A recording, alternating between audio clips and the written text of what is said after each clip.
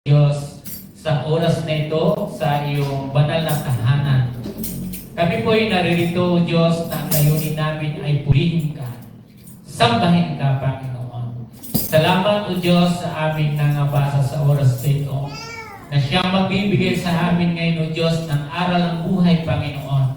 Katangian, na kung saan nagmumula sa iyo, binibigay niyo naman sa amin ngayon, Panginoon. Lord God, maraming pong salamat sa biyaya na patuloy niyong pinagkakaloob sa amin. Pinupuri ka namin sa tanging pangalan ni Jesus. Ang lahat ay magsabi ng Amen and Amen. Okay po? So, dito sa aklat na nabanggit po natin, ang nagtanong po dito, walang iba kundi sino? Si Pedro. Si Pedro ay sino si Pedro? Si Pedro ay isa sa alagad o lingkod ng Panginoong Jesus. So, para maging klaro natin po, tinanong niya ito, ang Panginoon. Ano ang tinanong ni Pedro? Okay, para lang natin maintindihan. Ano ang tinanong niya? About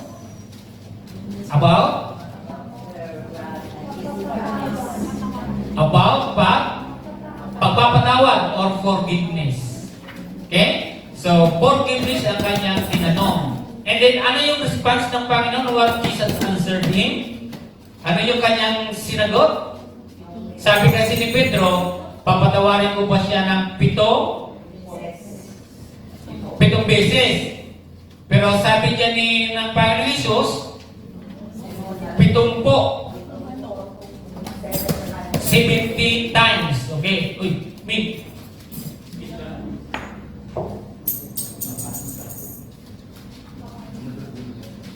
Okay po. So, 70 beses. Okay? So, may nagkasala ba sa inyong may nagkasala ba sa inyo na 70 times sa isang araw? Sa isang araw may nagkasala sa inyong isa? Mayroon nagkasala. Ibig sabihin, mayroon nagkasala sa inyo ngayon.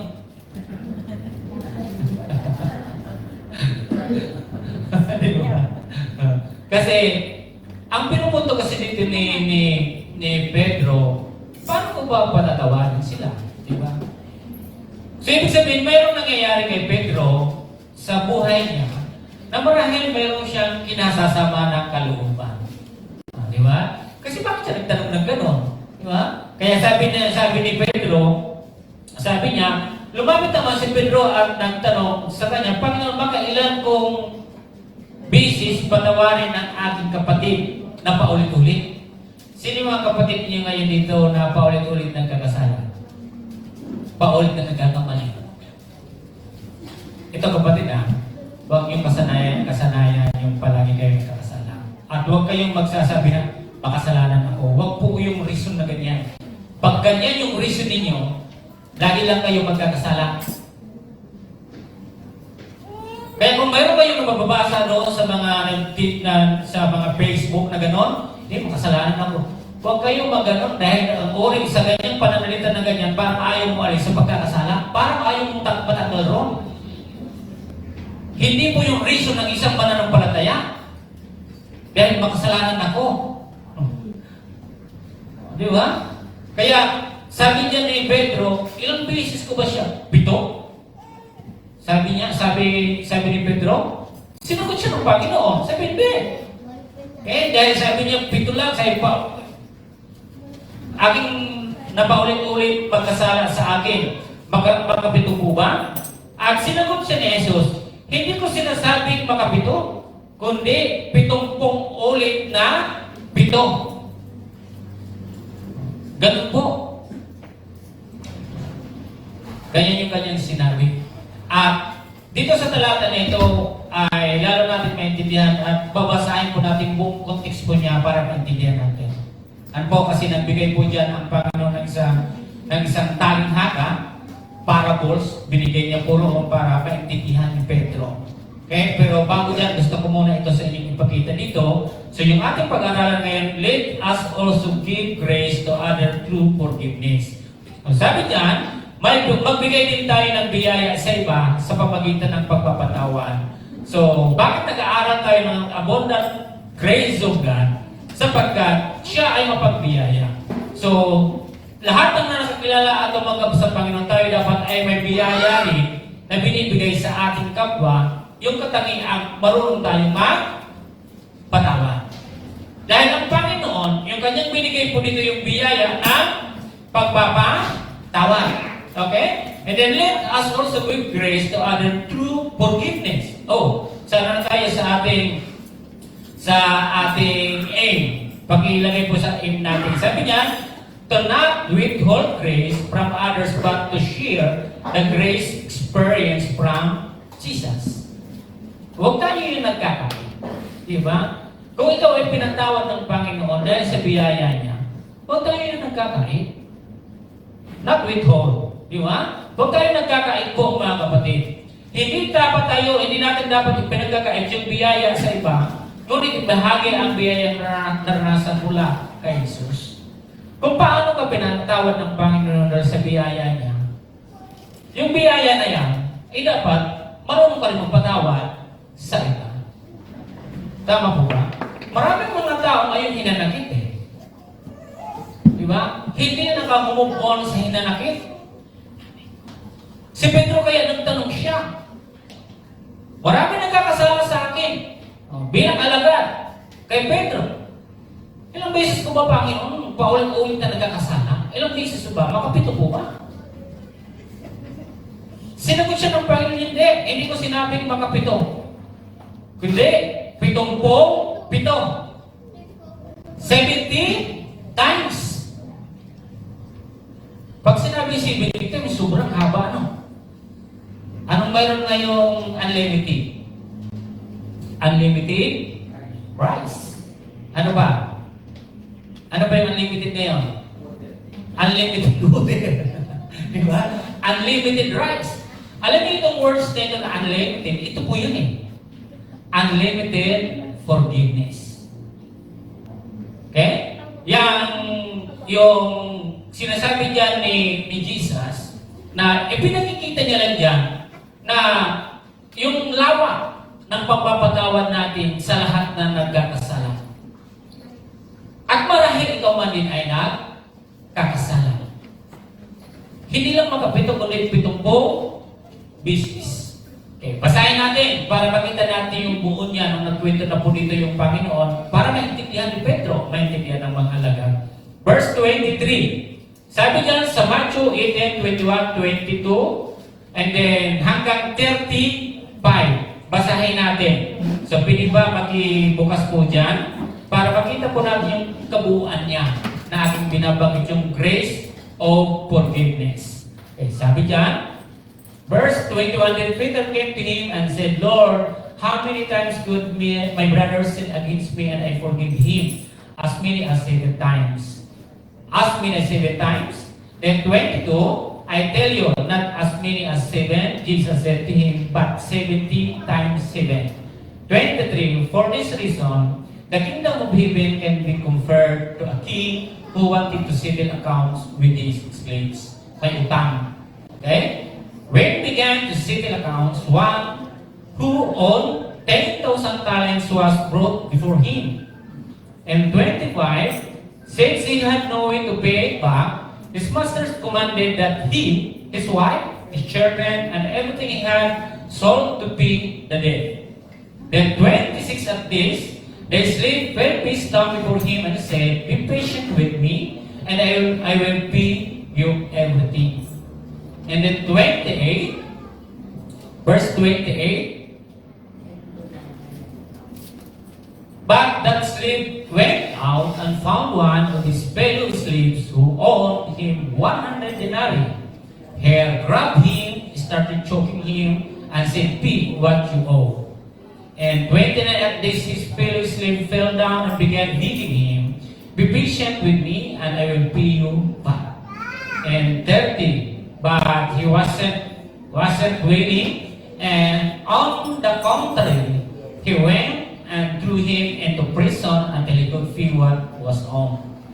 Then 31 when the other sleep, so what had taken place, they were deeply distressed and went and reported to their master everything that had happened. And 32, then after he had sown him, his master said to him, "You wicked sleep, I forgive you all that debt because you beat me."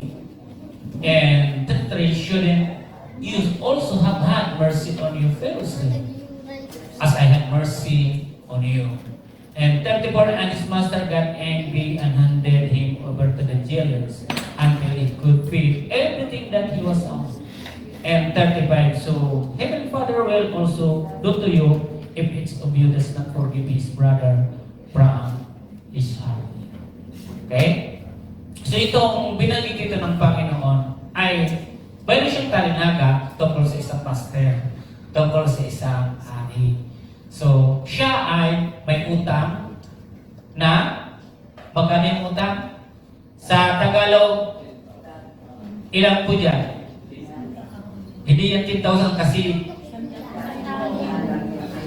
kasi itong ating binasa dito is 10,000. But in Tagalog, mapapasok niyo po dyan is 10 million po yan. Tama? How many zero? 9. Oh. Oh, tama? 10. Di ba 10 is tapos 0, 0 is 10,000. Then another 3, 0, ilan na po? 10 million. Di ba? So 10 million na po siya. So, ganun po yung kalaki. Di ba? And then, mayroon din po dyan itong slip na ito, itong lingkod, mayroon din itong pautang. Magkano yung pautang niya? 500 yung pautang niya. Okay. So, bigyan natin ngayon ng pansin dito. Siya ngayon ay pinapunta noong master. Pinapunta po siya ng hari. Di ba? Nung pinapunta po, sinisigil na po siya sa kanyang utang. Ang problema, anong problema? Wala siya bago sakali na nangyari. Ay, hindi, wag muna tayo sa sinakal. So, pinapunta siya, and then, nang nag-report po siya doon sa king, o doon sa master na yon, din sabi niya, be patient, sabi niya. Humihingi siya ngayon ng pasensya sa hari, o doon sa master. Sa yung pasensya na po sapagkat kulang o wala po ako pagbayad. So, ang ibabayad ay sino na lang? Siya, ang asawa, ang anak. Tama po ba? Hindi. Sino makaawa pa rin doon sa hari? Hanggang sa nang makaawa po siya, hanggang dumating yung punto is, naawa yung hari o yung master, naawa po siya. At ngayon ay pinatawad ang kanya utang. So, maliwanag na wala na po siya utang sapagkat siya po ay pinatawad. Ano yung ginawa ay siya ay nagpakaawa. At naawa naman niya o hari. Sabi diyan, dahil siya ay walang ibayad, inutos ng hari na ipagbili siya o ibibita siya. So, anong pakinabang ng hari doon? Kung magkano yung bili sa kanya, ibibigay yung sa hari. Pag nabili siya, and then mayroong pagdagdag, ay ibinta pa ang kanyang asawa. O, paano kayo nun? Ibinta pa ang kanyang asawa. And then, liban sa asawa na pa yung sumunod, mga anak at lahat ng ari-arian upang makabayad. Malaki po yung kanyang bayarin. Di ba? Ito mga kaibigan at kapatid. Lahat tayo nagkakasala. Pero ito reason na nagsasabi ka lagi ako ay makasalanan ng ganito, mali po yun. Kung gusto mo makasalaya sa kasalanan mo, utang mo, matuto kang gumawa ng paraan para matapos siya. Nakunawa po? Kasi ang kadalasan ngayon, hindi ako perfecto, hindi ako makasalanan ako. Ginagawa mo kaya kasi ayaw mo umalis sa kasalanan mong ginagawa mo. Naunawaan po? Ang kinakailangan umalis ka niya. Pero alam niyo yung kagandahan na ginawa po dito ng isang lingkod? Napakabuti ng kanyang pag-uugali, di ba? Siya ay nagpakumbaba, nagmakaawa, para ibigay yung pabor sa kanya. At nakita naman ng hari na ano naman yung yung kanyang kalooban na yung kanyang hiningi. Kaya ibinigay niyo po yun. Ibinigay. Okay? No, maibigay na po yun. So, umalis na po ang lingkod. At alam niyo po ba na kapag wala ka ng utang at wala ka ng kasalanan, ano yung pakiramdam? Ano po yung pakiramdam? Magaan, wala ka ng aalalahanin, sapagkat wala ka ng kasalanan, wala ka ng utang, lahat ay na-iris na siya. Dahil ikaw ay nagmakaawa. Ang taong marunong magmakaawa, pinagkakalooban. Pero yung taong siya pa yung matapang, di ba? May mga tao ngayon na nangungutang ha, pasensya na po ha, pero hindi ako magpapasensya. Ito talaga eh. May mga tao ngayon pag nangungutang, pare, kailangan mo talaga kasi yung tuition pinakaking anak. Pero pera mo ako. O maring, kulang ako ng ako, pwede mo ako yung mapera kasi dumating sinabili eh. Dumating sinabili, andyan yung bill ng ano. Okay, pwede ba ako pera? Di ba mo dagan naman siya maganda mag-uusap? Pupunta pa sa bahay ko, kakatok pa yun. Diba? Maring. Makaw naman ako, pera yung muna ko. Pag nakuha niya na, yung 10,000, bali, salamat ha. Salamat. Ibabalik ko na lang natin dito. Pag isang buwan, balik ko na lang. Eh, komportable naman. Kasi nagmakaawa eh, pinagkalo. So, umalis. So, 1 month na. Nag-aantay na yung nagpautang. Ang maganda sana yung nag-utang, bumabalik eh. Ang problema, baliktad na eh. Babalik na yung sitwasyon. Ikaw yung pupunta. Di ba? Pagdating mo doon, ay magkakeka pag nagkapira ako. Diba? Ang sama, di ba? Ang pangit ang gano'n, di ba? Oh, yung paut. Oh, hindi, sa totoo lang, kapag nagpautang ka, ikaw yung mahihiya eh. Hindi totoo talaga. Yun yung realidad. Pero alam niyo mga kapatid, wala namang masama mag-utang, wala masama pa, basta tapatan mo yung sinabi mo. Lalo na tayo mga Kristiyano, tapatan niyo yung sinabi. Pag may unit, puntahan niyo. Kung hindi kaya, sige, bayaran ng penalty, walang problema doon. Pero ang problema, nagtatago tayo eh. Nahiya tayo. Pero kung nangutang ka, hindi ka, wala kang hiya eh. Anong nangyari? Parehas walang hiya ka na rin talaga. Dalawang walang hiya. Walang hiya ka ng pumunta, walang hiya ka pa rin lalo. O dalawa yung walang hiya doon. Yung una ay positibo dahil lang mungutang eh. Walang hiya, ano? Ay yung mga kapatid, ito yung nangyari dito. Diba? So, kung ikaw ay pinatawa na ikaw pinalaya doon sa utang mo, hindi sana ikaw naman din sana ay nagpapalaya rin. Diba? So, ayun yung sinabi natin kanina. Diba? So, nung umalis na po yung lingkod, saan siya pumunta? Pumunta naman din siya doon sa kanya. May pautang din siya. Oh, magkano yung pautang niya? Magkano yung pautang niya? Sabi ngunit pagkaalis niya roon, ay nakatagpo niya ang isa sa kanyang kapwa-lingkod na may utang na 500 o 500. Sabi niya sa kanya, sinunggaban niya ito at sinakal. Sa may wika, magbayad ka sa utang mo. Parang nabago yung buhay niya dito.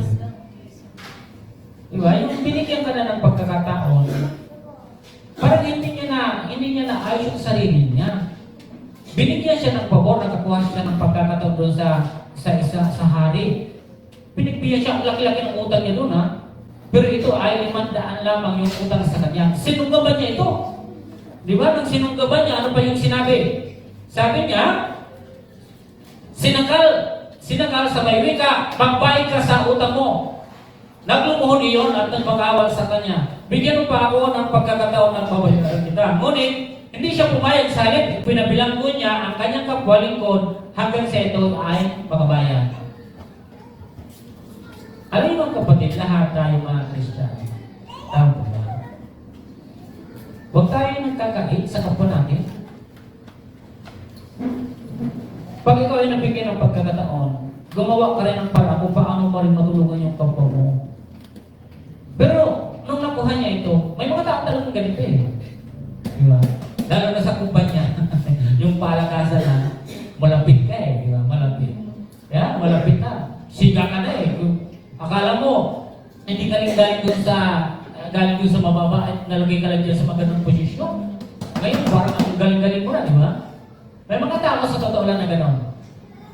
Di ba? So, hindi niya naalala na siya ay may utang din noon na pinatawad siya. O, pinalaya siya. Minsan tayo, madali tayo makalimot eh. Yung binigyan ka ng pagkakataon patapos ng abuso ka na. Tulad doon dito. Di ba? So, nung umalis, hindi niya naisip na isa din pala siya nangungutang. Mas malaki pa. Kasi doon sa kanyang pinuutang na 500 lamang. Sinakal at pinakulong. Pero ang kagandahan dito, mayroon siyang mga kasama ron. Hindi niya napansin na may nakakita sa kanya. Di ba? Ito yung kagandahan sa mga Christian. Huwag kayo yung naglilihim. Kapag nakikita po ninyo ang isa sa inyo na mayroong maling ginagawa, huwag kayong maglilihim. Kasi mapapahamak ka niya. Di ba? Ilang beses ko inabanggit dito sa inyo. Sabi ko sa inyo nung bago pa ito, February, mahirap po mag-tolerate. Mahirap din po mag-consider. Ngayon, ang akala niya walang nakakita sa kanya. Kapwa lingkod niya ang nakakita sa kanya. Hindi ibig sabihin itong mga lingkod na ito ay sip-sip. Hindi ho. Ang nakita kasi nitong mga kasama niya dito, ipinatawad ka eh. Bakit mo naman ginanyan? Bakit mo naman sinakal yun?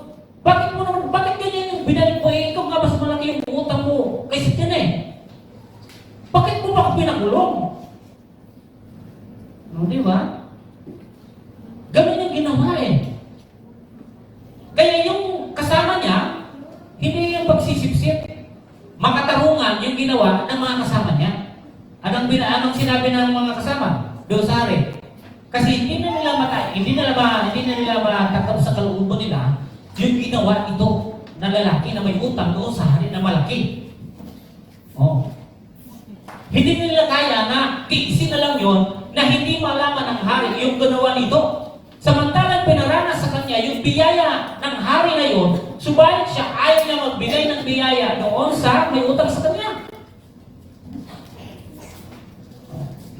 Kaya ano po yung ginawa ng kanyang kasamahan? Anong ginawa po? Sinumbong doon sa hari. Tayo, minsan, natatakot na tayo kahit kaibigan natin eh. Alam na natin na minsan, na ilalagay na natin sa langanin yung gawain. Ayaw pa rin natin gawin yun. Minsan mayroon tayong mga ugali na ganyan. Dahil kaibigan mo, ipagtatanggol mo. Pero ito iba. Kasi iba na yung kanilang naranasan. Isipin niyo mga kapatid, kung gano'n maging yung ministry natin na may nangyayari na gano'n, kaya niyo yung isip? Kaya niyo yung isip yung ginagawa? Kung wala nagsabi, hindi sana alam ng hari eh. Nung malaman ng hari, anong nangyari? Di ba? Huwag nyo nang antayin na malaman pa na nakatataas sa inyo. Kasi masakit na yun. Pag-usapin po sa Panginoon, masakit po yun. Okay lang po sa akin. Pero pag sa Panginoon, mahirap kapatid. Mahirap po yun. Kasi ang iyon na dito ginagawa, ay para na lang sirain yung gawain ng Panginoon. Mahirap yan. Sa totoo lang. Iniipon ng Panginoon. Anong ginagawa naman natin? Kinakalat. Huwag tayo nagkakalat. Kasi pinaranas sa iyo ng Panginoon yung biyaya niya. Tapos ngayon, isa ka nagagawa ng ganito. Tingnan niyo mga kapatid. Anong ginawa? Pumunta doon sa hari. Anong sinabi? Anong sinabi? Nahabag. Di ba sabi ng hari, nahabag ako sa iyo. Naawa ako sa iyo. Sabi ng hari. Pero tingnan mo yung ginawa mo. Sabi niya, Sabi niya dito, ngunit hindi siya pumayag, sa halip ay ipinabilanggo niya ang kanyang kapwa-lingkod hanggang sa ito ay makabayan. Nang makita ng kanyang mga kapwa-lingkod ang nangyari, sila ay labis na nagdamdam. O ibig sabihin, iba yung kanilang naranasan. Say, ano ba naman ito? O, di ba? Nakaranas tayo ng biyaya. Lahat tayo may utang doon sa hari. Bakit gano'n naman yung trato mo sa kanila? Hindi naman ganun yung trato sa'yo ng hari. Bakit ganyan ka? O, di ba? At sabi ko rito, ang sabi ko nito, hindi siya, sabi niya, nang makita ang kanyang kapwalikod, ang nangyari, sila labis ng damdam. Pumunta sila sa hari at isinumbong ang nangyari. May masama ba dito sa kanilang ginawa? May masama po ba? May masama ba na isumbong sila? Wala pong masama dito. Kasi ipinararamdam lang dito na, Master, bakit ganon? Di ba? Kasi hindi naman nila yung ginawa eh. Yun lang talaga na napakalaki yung utang yun yung gumawa, no? And then sabi dito, kaya ipinatawag siya ng hari, ikaw na napakasama mo, sabi niya. Pinatawad kita sa utang mo sapagkat nagpakaawa ka sa akin, nahabag ako sa iyo. Hindi ba dapat ka rin mahabag sa kapwa mo? At ang galit ng hari, siya ipinabilanggo hanggang sa babayaran niya ang kanyang utang. Gayun din ang gagawin sa inyo ng aking Amang nasa langit kung hindi ninyo patatawarin ang iyong kapatid. Di ba? May mga marasan yung tao, tao lang ako eh. Diyos siya, kaya nagpapatawad siya, tao lang ako eh. Yan yung mga resisyon ng tao na hindi mo maintindihan. Mga baliktad ang isip. Di ba? Kasi tao lang ako, Diyos kasi siya, kaya nagpapatawad siya. Malino. Kapag ikaw ay nakakilala sa Panginoon at tinanggap mo siya, dapat natututo kang magpatawad. Tingnan niyo po yung mga baliktad ang isip. Di ba? Na imbis dapat may pakilala niya ang Panginoon na nangyayari. Ganun kabaliktad ang isip. Alam nyo ngayon sa ating bansa, naway lahat tayo ay maging bukas yung isip natin. Maraming biktima ngayon ng fake news. Maraming biktima ngayon ng disinformation. Maraming biktima ngayon na nagagaya kung ano mag-isip. Yung isang hindi maganda mag-isip. Ang gayahin ninyong mag-isip, yung mabuti ang pag-isip. Huwag kayong gagaya doon sa masama mag-isip. Di po ba? Sa dami ngayon na nag-iisip ng masama, huwag na tayong sasama ron sapagkat hindi yung maganda. Katulad niyan, di ba? Ang sama ng pag-iisip, ano? Napagsama ng pag-iisip. Kaya ito mga kapatid, sa talatang ito, tinukit ko sa inyo mga kapatid, let us also give grace to others through forgiveness. So, kung ang Panginoon ay nagpapatawad, dapat naman din tayo ay nagpapatawad. Mali po yung rason na tao lang ako bakit ako magpapatawad. Mali po yun. Mali yun. Ano po? Okay. So, doon sa law, 15:11 to 32, mapapansin niyo po doon ang isang ama. Kung paano siya magpapatawad. Jesus described the grace of God shown by a father who will come, his wayward son, without expecting repentance or restitutions. Nang makita niya kayong anak, wala siyang inisip doon, kundi yung biyaya na patawarin, yung wayward niyang anak. Ito po yung alibugang anak. Alibugang anak po yan. Sabi mo riyan na inilarawan ni Jesus ang biyaya ng Diyos na ipinakita ng isang ama na tinanggap ang kanyang suwalil na anak nang hindi umaasa sa pagsisisi o pagsasauli. Bakit po?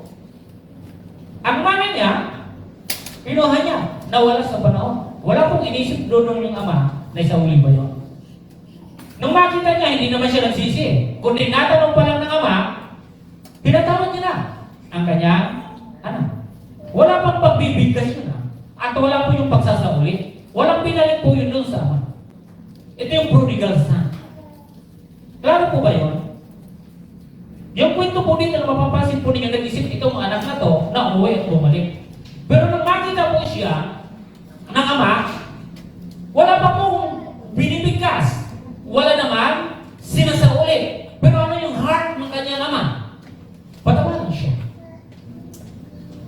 tayo, nag-aantay tayo ng magsisi ang tao at magsauli at saka mo siya patatawarin. Hindi dapat ganun yung galing ng Kristiyano. Ganun yung entitled ng mga tao mag-isip. Napaka-importante niya. Kaya dapat, punta ka muna sa akin, magsisi ka at isauli mo yung kinuha mo sa akin. Yung mga tao nang tataas ang tingin sa sarili, di ba? Yan mga kapatid, makita niyo po yung pagpunta pa lang ng anak. Walang binig kaso eh. Hindi mo lang naman sinabi, tayo patawarin mo. Wala po eh. Malayo pa. Nagaligaga nga yung ama eh. Then malayo pa, wala namang pipit at wala namang sinauli doon sa ama. Tayo mga kapatid ay maging aral ito sa atin. Ang hihiling natin ng ganon. Di ba? Ang hihiling natin. Pag di mo sinauli at hindi ka nagsisisi, hindi kita patatawarin. Samantala ito malayo pa, wala namang binikas, walang sinauli, pero napatawad po.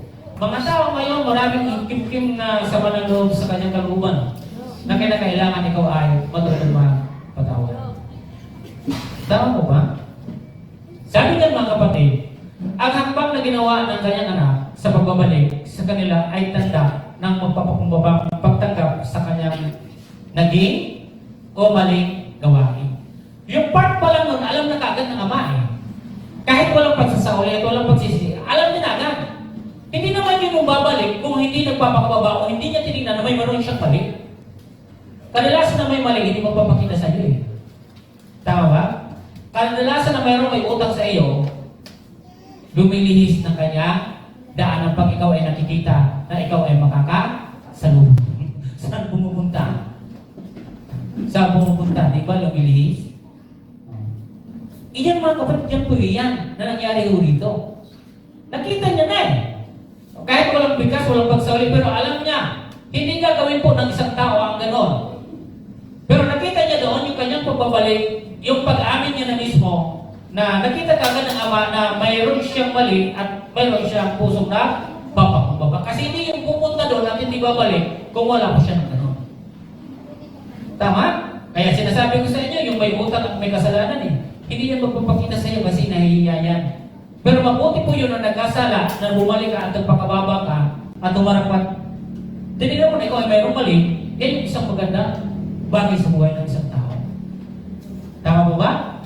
Okay. So hindi ko na po yung babasahin. Sabi, and the step his son took in returning to them was a sign of humble acceptance of his wrongdoing. Di ba? So, yan po yung ginawa doon sa prodigal son. Okay? So, mayroon tayong apat na bagay na pag-uusapan dito. Why do I need to share the grace of forgiveness from Jesus for others? So, bakit kailangan kong ibahagi? Diba? Bakit kailangan kong ibahagi ang biyaya ng pagpapatawad mula kay Jesus para sa iba? Bakit? Bakit kailangan ko ito bahagi? Why do we need to share? Bakit kailangan natin yan ibahagi? Nakita niyo po yung binasa natin kanina? Ang tanong ni Pedro, ilang bisis ko ba siya papatawarin? Makapito po ba? Hindi ko sinasabi na makapito. Kundi 70 bisis. O 70. Okay? So number 1. Sabi niya, bakit kailangan kong ibahagi? Bakit nga ba? Okay, number 1. To share the grace of forgiveness from Jesus for others because this is His teaching to us. Tinuturuan niya tayo kung paano tayo nagpapatawad o magpatawad. Hindi ka matututo magpatawad kung walang nagtuturo. Diba? Kaya mahalaga po ang mayroong nagtuturo. Pag walang nagtuturo, mahirap kang magpatawad. Walang nagtuturo eh. Diba? Sabi niya, dahil nabanggit dito, ang ibahagi, ang biyaya ng pagpapatawad mula kay Jesus para sa iba dahil ito ay kanyang turo sa atin. Kaya yung biyaya na nararamdaman natin o narito sa atin, dapat binibahagi din natin sa ating kapwa. Tinuruan niya tayo eh. Tuturo din tayo. Diba? Ituro rin natin kung ano yung tinuro ni Jesus. Hindi yung gusto mo ikaw lang yung marunong. Gusto mo ikaw lang yung may alam. Hindi ka mabuting tagapagturo. Di ba? Hindi ka mabuting tagapagturo pag ganyan ka. O, nung nakaraan sabi ko, huwag tayong maging makasarili. Dapat ikaw ay marunong magbahagi. Ikaw ay marunong magturo. Turuan mo. Di ba? So, dalawang bagay mayroon dito mga kapatid. Letter A and letter B. Sabi niya, it implies unlimited forgiveness, full of grace. Sabi po niya. Ito ay nagpapahiwatig ng walang limitasyong pagpapatawad na puno ng biyaya. Tama po ba? So yan po, ito implies unlimited forgiveness. Kung mayroong unlimited rights, mayroong unlimited forgiveness. Yun yung turo niya. Ang tinuturo ng Panginoon ay yung patawad ka ng kahit ilang bis pa, unlimited. O, di ba? So, unlimited po siya. Wala po siyang limitasyon. Kahit sabihin mo sa isang araw, nagkasala ang kapatid mo ng 70, sige lang, patawad lang ng patawad. Tama po ba? Yan yung kanyang isinabi po rito. Ito ay isang turo ng pagpapatawad. Pangalawa, letter B, Jesus is a model of the grace of forgiveness. Hindi naman siya magsasabi ng 70 kung hindi talaga siya yung author ng pagpapatawad. Yung mga 7, sino po nagsabi? Sino nagsabi na mga 7 po ba? Si Pedro. Anong sabi ng 70? Si Jesus. So, sino yung model? Hindi po yung si Pedro, kundi yung si Jesus. Klaro po doon, sa ating binasa yun. So, ito yung aking sinasabi. Hindi ko sinasabi mga 7, kundi 7 po. 7. Sabi niya. Kaya sabi niya, Jesus is a model of the grace of forgiveness. Yan yung tinuro niya. Siya din dapat yung maging modelo po natin sa pagpapatawad. Hindi po yung 7 lang. May limitasyon hanggang 7 lang. E paano pag sumubra maging 8 sa church na yung nagkasala sa'yo? Eh hanggang 7 lang. Alam mo, sa isang araw, Brother Michael, may nagkasala sa yung tao, siya. Eh yung over ni Pedro ay makapito po ba? Kung di sumubra, ilan yung sumubra? O dalawa, hindi po na yung napatawad. Pero anong sinabi ng Panginoon? Panginoon, unlimited, di ba? He's our model of forgiveness. Siya yung modelo natin. Hindi yung mga 7, kundi itong 7 po. 7. Yan yung dapat po natin ginagawa. Tama? So, magpatawad.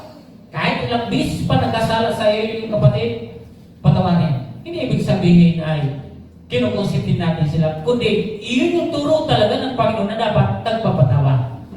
Okay? So, sabihin, kung pinatawad, sabihin mo kung anong pwede mong sabihin. Kung siya ay hindi pa rin sumunod, gumawa pa rin, patawarin mo pa rin. Tama po ba? Kasi sa oras, o sa dulo ng panahon na yan, siya naman yung aani. Tama? Kasi sa oras na hindi ka magpatawad, aanihin mo rin. Kung di mo siya pinatawad, di ka rin patatawarin ng Panginoon. Tama? Pangalawa, to share the grace of forgiveness from Jesus for others because we are commanded to do so. Maraming mga tao ngayon, bibigla ang pagpapatawad. Pero hindi po ginagawa. May teaching, tinuro, pero kinakailangan natin isagawa. Di ba? O kung papasin niyo yung binasa natin kanina, nakita niyo po? Ano po yung words? Ano yung turo ng Panginoon? Okay? Siya ay humingi ng awa at pinagbigyan po siya ng Panginoon. Nung hari, binigyan po siya. Sige, pinatawad o sige, wala ka ng utang. Pero ng kanyang pag-alis, di po niya ginawa yung ginawa sa kanya ng hari. Bagkus iba ang kanyang ginawa. Maniniwala po. Ayan po yung nakalagay sa 23-27. Di ba? So, sabi dito mga kapatid, dalawang bagay, forgiveness is not a suggestion. Di ba? Hindi mo siya mungkahin. Dapat mo siya igawa. Kung ba't kasi ito ng Panginoon, pinakita ito doon ng hari para gawin mo rin ito sa iyong kapwa. Pangalawa, mga kapatid, forgiveness is an essential command that demonstrate true Christian character. Kapag wala ka niyan, hindi ka totoong Kristiyano. Di ba? Sabi niya na ang pagpapatawad ay isang mahalagang utos na nagpapakita ng tunay ng katangian ng Kristiyano. Isang katangian ito, mga kapatid. Letter C. Sabi niya, forgiveness is a command that reflects Christ. Di ba? Ang pagpapatawad ay isang utos na salamin ni Kristo. Sabi po riyan. Punta natin sa Colossians chapter 3, verse 13. Puntahan po natin. Colossians chapter 3, verse... Hindi ko na po babasahin yung nilagay ko kanina ng mga verses, ha? Colossians chapter 3, 13. Sabi dito sa 3:13, Colossians 13, sa Tagalog tayo. Sabi niya, magpaumanhinan kayo at magpatawaran kung may hinanakit kayo sa isa't isa. Pinatawad kayo ng Panginoon, kaya magpatawa din kayo. Ganun po yung nangyari sa kanya, di ba? Sabi niya, accepting one another and forgiving one another if anyone has a complaint against another. Just as the Lord has forgiven you, so also you must forgive. Di ba? So, ito ang nangyari dito sa binasa natin kanina. Ang nangyari po sa kanya doon, hindi niya isinagawa. Di ba? Mayroong aral na pinakita sa kanya yung hari, pero anong ginawa niya? Anong ginawa? Binugbog, sinakal, pinakulong. Wala siyang awa. Hindi siya marunong magpatawad. Hindi niya nakuha yung turo. Hindi na nakuha yung turo, kaya hindi niya nagawa. Hindi niya naunawaan, hindi niya natindihan, kaya hindi niya nagawa. Marami na yung salitang pagpapatawad. Pero pag sasagawa, hindi niya kaya gawin. Ang ninanais ng Panginoon ay dapat gawin po natin. Kung kayo man ay may hinakit sa nanay niyo, kahit man yung nanay niyo, patawarin niyo. O kayo, yung anak, nagkasala sa magulang, patawarin. O sa kaibigan, o sa kapwa, churchmen, doon sa inyong school, sa inyong trabaho. So, walang imitasyon, kailangan mong patawad. Wala kang nakagawang kasalanan sa iyo sa bahay niyo, baka sa trabaho mayroon nagkasala sa iyo, patawarin. O kung wala ka sa trabaho sa school, mayroon nagkasala, patawarin. Di ba? So, saan man? So, sa bawat yan sa atin, itong tinuturo na ito, huwag lang tayo puro ng salita ng pagpapatawa. Kundi ang pagsasagawa ay napakahalaga. Diba? Tingnan niyo po ito, di ba? Hindi niya naintindihan. Hindi niya nakuha. Na yung pagpatawad sa kanya, kailangan gawin niya din yun sa iba. Hindi niya ginawa. O kaya yung sabi natin sa pangalawa natin, to share the grace of forgiveness from Jesus for others because we are commanded to do so. Hindi niya inayos, di ba? So, kung ikaw ay pinatawad, doon sa utang, nakawala ka ron, matuto ka rin. Kung mayroon din ng utang sa iyo, patawarin. Di ba? Pero yung mga tao, ito yung pinag-usapan po natin dito about utang ano. Sino may mga utang dito? Lahat ba tayo may utang? Lahat ba? Bayaran nyo. Hindi ko inutusan ako yung bayaran. Bayaran nyo para patawarin kayo yung inutangan nyo. Pero pag hindi nyo binayaran, hindi kayo patawarin nun. Lalo pa hindi nagkakilala sa Panginoon. So mahirap yun.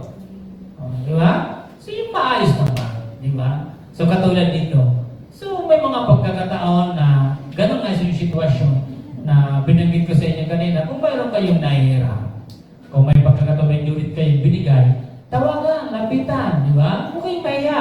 Tulad ng batang itong bata nung sa prodigal son. Mubat siya, huwag kayong mahiya. Pumunta kayo nun.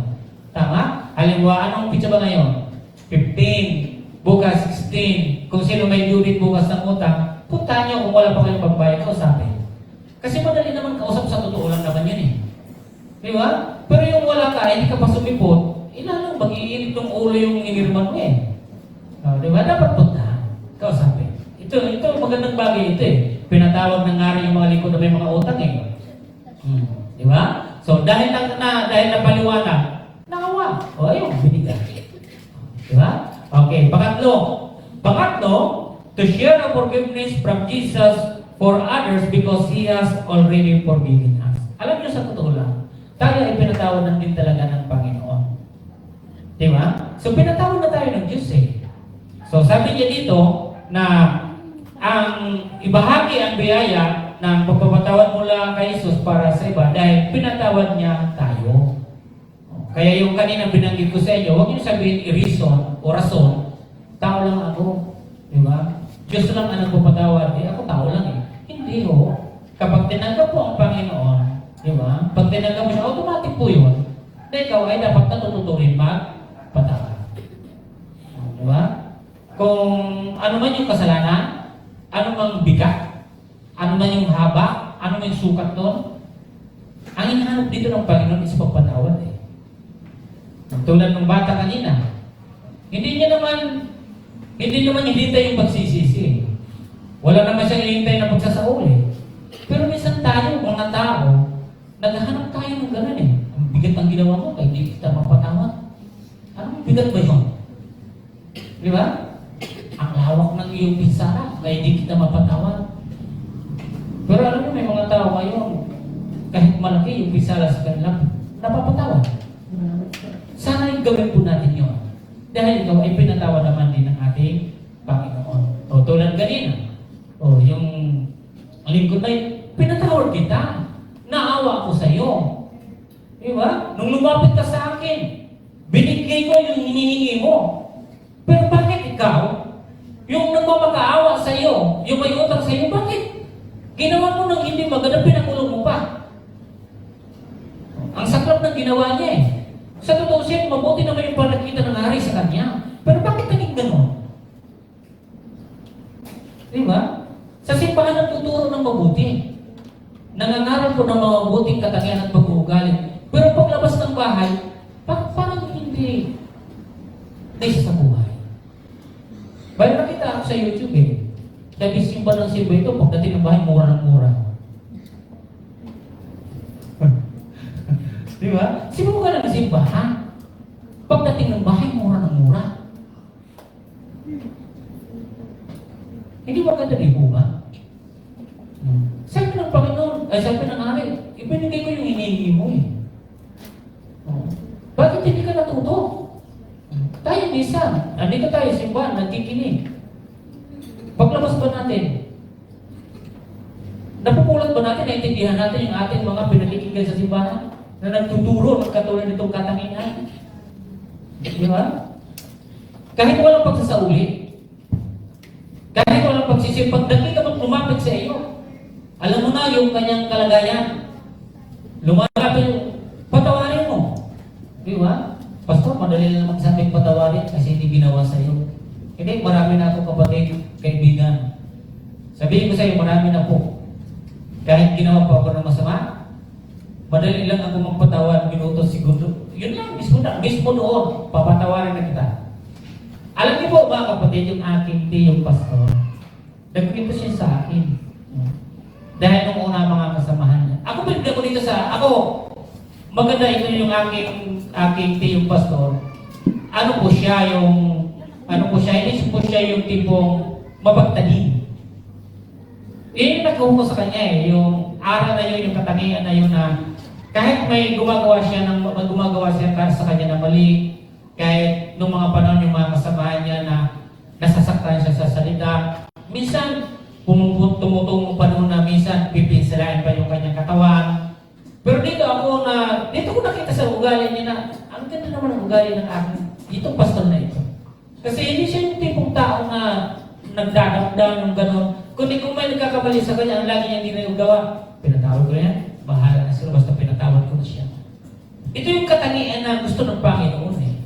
Ito tinutukoy kong pastor, tiyo ko po siya. Hindi po siya yung tipong nagtatanim. Hindi siya gano'n. Automatic, madali siya magpatawad. Ako sa akin, maging sa akin ngayon, maraming minsan may napakinggan ako di maganda. Mga salita na di maganda. Minsan wala namang katotohanan. Paparatangan pa minsan ako na wala naman, hindi ko naman ginawa. Minsan minivisit ako dito ng hindi maganda. Pero nagagawa ko pong patawarin. Minsan yung aming kapatid nagagalit na eh. Pinubaya ko, minsan may gusto nang sabi nga sa akin na gusto ko rin kuya sagutin eh. Kaya wala yan. Oh. Kaya mayroon akong kayo pinablock kay Sister Mita kasi hindi na maganda yung salita. Pero wala naman akong pinabalik sa kanya. Pero pinatawa ko naman siya. Di ba? So, sa totoo lang ang kapatid kung magsasabi niya, kaya mo lang pasok kasi marami sa akin kapatid. Mga kapatid, marami. Pero nagagawa kong patawarin. Sana kayo din naman kayo. Di ba? Huwag kayong ang bigat niyan, ang haba, ang suka. Huwag yung ganun. Kasi pag ganun yung gagawin ninyo, di kayo matututo magpatawan. Di ba? So, marunong ba tayong patawan? O, ilang pieces? 7 o 7 po? Ha? Parang pinili yung 7. 7 lang? Dapat 7 po, di ba? So, ini unlimited forgiveness. Okay? So, yan po. At ang ating ano na tayo? Ilan na tayo? Pangatlo o pang-apat? Basahin ko muna yung under po nito. Sabi niya, letter A sa number 3, forgiveness that give mercy to others because Christ first forgive us. Ang pagpapatawad na nagbibigay ng awa sa iba dahil si Kristo ang unang nagpatawad sa atin. Kapag marunong ka pong magpatawad, naawa ka sa tao na yun. Di ba? Napapatawad mo siya. Pero itong pinatawad nito, wala po yung sukli ng pagpatawad kundi galit. Di ba? So, dapat hindi ganun. Dapat nagpapatawad dito. B, forgiveness that breaks the cycle of bitterness. Kapag di ka nagpapatawad, kapatid, hindi mapuputol. Hindi mapuputol yung kirot, yung kapaitan sa iyong buhay. Ito yung way. Di ba? Ito yung way para matanggal yung kirot, yung sakit, yung forgiveness, yung gamot. Kaya yung pagpapatawad, yung gamot sa kapaitan ng iyong nararamdaman. Pero hanggat hindi ka nagpapatawad, hindi magagamot ang iyong kapaitan. Your bitterness. Diba? Sabi niya dito, forgiveness that break the cycle of bitterness. So, Ephesians chapter 4:41, 32. Basahin po natin sa Ephesians 4:31 hanggang 32. Sige po. Sabi niya, sa Ephesians chapter 4:31 hanggang 32. Sabi diyan, 31, alisin na ninyo ang lahat ng sama ng loob, galit at puot. Huwag na kayong mambubulyaw, manlait at mananakit ng damdamin ng kapwa. Sahip, maging mabait kayo at maawain sa isa't isa. Ang nagpapatawa at magpatawaran tulad ng pagpapatawad sa inyo ng Diyos sa pamamagitan ni Kristo. Matthew 6:14 and 15. Sa Matthew naman tayo, 6:14, 15. Wala ba dyan? Kung sino ana. 6:14, 15 ng Matthew. Napahanap po? Okay, so anong napapaloob? 6:14, 15. Sapagkat kung pinatawad nyo ang mga nagkasala sa inyo, patatawaran din kayo ng inyong amang nasa langit. Ngunit kung hindi ninyo pinatawad ang mga nagkasala sa inyo, hindi rin niyo kayo patatawarin. But if you do not forgive people, your Father will not forgive your wrongdoing. 14. Yung 14. Pagkaibalik ng 14. For if you forgive people their wrongdoing, your Heavenly Father will forgive you as well. Kaya papatawarin ka rin ng Panginoon. Pang-apat, to share the grace of forgiveness from Jesus for others because He is known to be compassionate and forgiving. Ang mali po dito na ginawa niya, kapatid at kaibigan, ang hindi niya dito nagawa ay yung maipakita yung awa ng Panginoon. Yung hari, di ba? Na dapat kilala kasi yung hari na yun na maawain. kilala ang Panginoon na maawain. So, hindi niya yun nagawa, tapos pinakita yung lupit. Di ba? Yung lupit na ginawa niya doon sa isang tao. Okay? Sabi niya dito, sa talata, upang ibahagi ang biyaya ng pagpapatawad mula kay Jesus para sa iba dahil siya ay kilala na mahabagin at mapagpatawad. Ang Kristiyano sa panahon natin ngayon, dapat kilala tayo sa katangiang marunong magpatawad. Dapat kilala tayo, dapat eksperto tayo ron. Dapat hindi natatalo yung mga Kristiyano doon o yung mga tagasunod ng ating Panginoon. Dapat hindi tayo patatalo doon. Katangian natin yun. Dapat kilala yung mga Kristiyano dyan sapagkat kilala ang ating hari, ang ating Panginoon na maawain at mapagpatawad. Okay? Kaya sabi dyan, letter A, forgiveness is a reflection of His attributes. Sabi niya, ang pagpapatawad bilang salamin ng kanyang mga katangian. Ito ay katangian ng ating Panginoon. So, nung ang Panginoon na nasa krus, nung nakapako ang Panginoon sa krus, tingnan niyo po yung Luke chapter 23:31. Ano ang sinabi po ng Panginoon? Forgive them because they don't know. Then Jesus said, Father, forgive them because they do not know what they are doing. And they divided his clothes and cast. Sabi dyan, mga kapatid, ang Panginoon kilala talaga siya sa pagpapatawad. Nung una po, sabi ng Panginoon ni Jesus, nung nasa cross na po siya nakapako, sabi, Panginoon, patawarin niyo po sila sapagkat hindi nila alam ang kinalagang ginagawa. Di ba? So sa buhay ho natin ngayon, napakahalaga ang magkaroon tayo ng pagpapatawad. Kilala ang Panginoon sa pagpapatawad. Kung ikaw ngayon ay sumusunod sa Panginoon, dapat kilala ka rin na ikaw ay nagpapatawad. Kilala ka na ikaw ay taong mapagpatawad. Dahil yun po yung katangian ng Panginoon at katangian din po yan ng lahat ngayon ng mga sumusunod sa ating Panginoon. Mga lingkod ng Panginoon, nagsasabi ka na lingkod ka ng Panginoon, andyan dapat sa iyo ang tapuring mapagpatawad. Amen po? Okay. Sa ating pagtatapos, this message is to learn to forgive. Kaya kailangan po natin, mga kapatid, na ang mensahe nito ay matuto talaga tayo magpatawad. Tama? Pangalawa, this message is to forgive no matter how many times someone has sinned against you. Di ba? Kahit ilang beses. Ano man yung kanyang ginawa, yung pangalawa. Sabi niya, this message is to forgive no matter how many times someone has sinned against you. Di ba? So kahit ilang beses pa, ang mensahe nito ay mapagpatawad kahit ilang beses pa ang isang tao ay nagkasala sa iyo. Yan yung mensahe ng Panginoon. Di ba? Kahit ilang beses pa, dapat ikaw ay mapagpatawad. Pangatlo, this message is not to imitate people who do not know how to forgive. Ang mensahe na ating binasa ngayon, hindi dapat natin ginagaya yung mga taong hindi marunong magpatawad. Di ba? Sabi niya, this message is not to imitate people who do not know. Pero bakit ginagaya nyo? Bakit ginagaya natin? Hindi dapat, ang ginagaya dapat natin yung ating Panginoon. Panghuli, this message is a warning that if you do not forgive, God will not forgive you either. Yan yung mensahe. Kapag hindi ka marunong magpatawad, hindi ka rin patatawarin ng Panginoon. Yung hari, anong ginawa niya? Dahil sa pinabilang ko mo yun, ikaw ngayon ay ipapabilang mo kung hanggang makabayad ka. How many? Ilan po yun? 10,000 talents.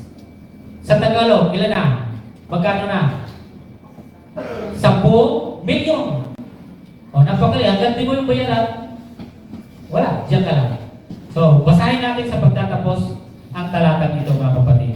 sa aklat na Matthew chapter 18, verse 32 hanggang 35. Sige, basahin po natin. 18, 32 hanggang 35. Pwede po ba ninyo akong sabayan sa pagbabasa? Okay po. So, nariyan na kayo sa Matthew chapter 18, 32 to 35. Kaya, ipinatawag siya ng hari. Ikaw, napakasama mo, sabi niya. Pinatawad kita sa utang mo sapagkat nagmakaawa ka sa akin. Nahabag ako sa iyo, hindi mo dapat kaling mahabag sa kapwa mo. At sa galit ng hari, siya ay ipinabilanggo hanggang sa mabayaran niya ang kanyang utang. Gayon din ang gagawin sa inyo ng aking Amang nasa langit kung hindi ninyo patatawarin ang inyong kapatid. Shall we pray? Lord God, kami po ay nagpapasalamat sa oras na ito sa iyong mga salita. Salamat, O Diyos, sa tag-uring pagpapatawad na ito. Na ito, O Diyos, ay kinakailangan nakikita na sa mga lingkod ninyo, Panginoon, sa panahon namin kasalukuyan. I pray, Panginoon, na ilang bisis o ano pa man, Panginoon God, yung nagkasala sa amin, matuto pa rin kami magpatawad. Tulad ninyo, Diyos, yung biyayang ito na binibigay niyo sa amin, ay huwag kami maging makasakni, kundi ito'y ibigay niyo po namin sa iba. Huwag po namin tutularan ito pinatawad ng hari.